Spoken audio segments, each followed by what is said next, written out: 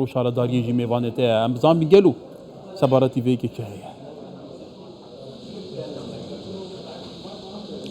هەکارۆکو تۆ باست کرد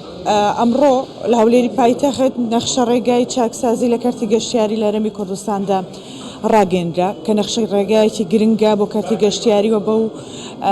هەوڵانەی کە حکوومەتی هەرێمی کوردستان و وەزارەتی شارەوانی و گەشت و گوزار دەیدات بۆ ئەوەی کارتی گەشتیاری بباتە قۆناغێکی نوێوە. من زیاتر گفتوگۆ ناکەم دەمەوێت پرسیارەکانم لە وەزیری شارەوانی و گەشت و گوزار بکەم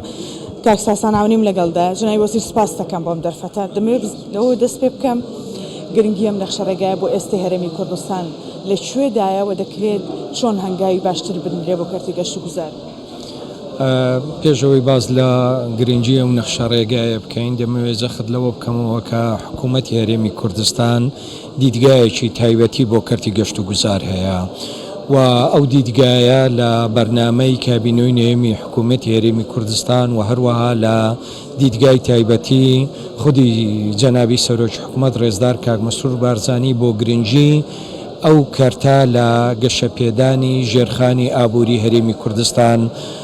خۆی دەنوێنێ و دیدگای حکوومەتی هەرێمی کوردستان ئەوەیە کە شانبەشانی کەرتی پیشەسازی و شانبەشانی کەرتی کشت و کاڵ و شانبەشانی کەرتی وەبەرهێنان کەرتی گەشت و گوزاریش ئەو ڕۆڵە ببینێ لە پەرەپێدانی ژێرخانی ئابووری لە هەرێمی کوردستان. بۆیە وەزارەتی شارەوانی و گەشت و گوزار وەکو یەک لە ئەرکەکانی سەبارەت بە گەشت و گوزار کە بەردەوام لە هەوڵی پەرەپێدانی ئەو کەرتەدایە ئەو نەخشە ڕێگای چاکسازیە لەو کەرتە لە ماوەی 6 مانگی ڕابردوو بە هاوکاری ڕێکخراوی UNDP و هەروەها USAID کاری لەسەر کراوە ئەوڕۆکە دەرەنجامەکانی خراڕوو. ئەوەش دوو بابەت بە دیار دەخا هەم لەلایەکەوە بایەخدان بە کەرتی گەشت و گوزار و هەم لەلایەکی شەوە چاکسازیکردن لەو کەرتە کە چاکسازیش هەرخۆی یەکێکە لە دروشمەکانی حکوومەتی هەرێمی کوردستان.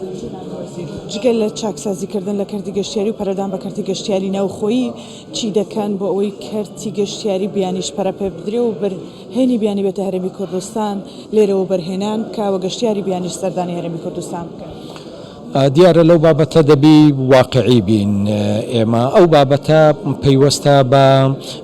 ژێرخانی کەرتی گەشتیاری لە هەرێمی کوردستان. ڕاستە سروشتێکی زۆر جوانمان هەیە 5,000 پێگەی شوێنەواری لە هەرێمی کوردستان هەیە و خەڵکی کوردستان خەڵکەکی کراوە و میوان دۆستن بەڵام هێشتا لە هەنگاوەکانی سەرەتاین بۆ ئەو بابەتە و بێگومان کاری لەسەر دەکەین. دیارە دەبێش ئەوەش بە قۆناغبی سەرەتا گەشتیاری ناوخۆیی گەشتیار لە عێراق گەشتیار لە وڵاتانی دەوروبەر و گەشتیاری جیهانیش بە هەمان شێوە. دیارە ئێستا ڕێژەیەک لەو گەشتیارانە ڕوو لە هەرێمی کوردستان دەکەن بەشێکن لەو گەشتیارە جیهانیانەکە ڕوو لە کوردستان دەکەن بە جێبەجێکردنی ئەو پلانانەی کە حکوومەتی هەرێمی کوردستان بڕیاری لێداوە ئەوە قۆناغ بە قۆناغ ئەو ڕێژەیەش هیواداریم بەرز ببێتەوە. سپاس کە لەگەڵمان بووی زۆر سپاس. هەکار وەکو وەزیری شارەوانی و گەشت و گوزاریش باسی کرد ینی نەخشە ڕێگاکە گرنگە بۆ ئەم قۆناغی هەرێمی کوردستان لەگەڵ پەرەدان بە کەرتی گەشتیاری ناوخۆیشدا بتوانێت چاکسازی لە کەرتی گەشتیاریدا بکرێەوە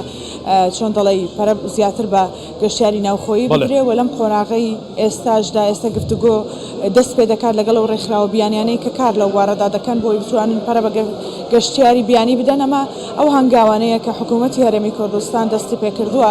بۆ بەتایبەتتر بۆ پەرەدان بە کەرتی گەشتیاری لە هەرێمی کوردستان. بەلێرێناس سپاس بووتە و میێوانێتە جەنابێ وەزیری گەشت و گوزار و شارەداریە.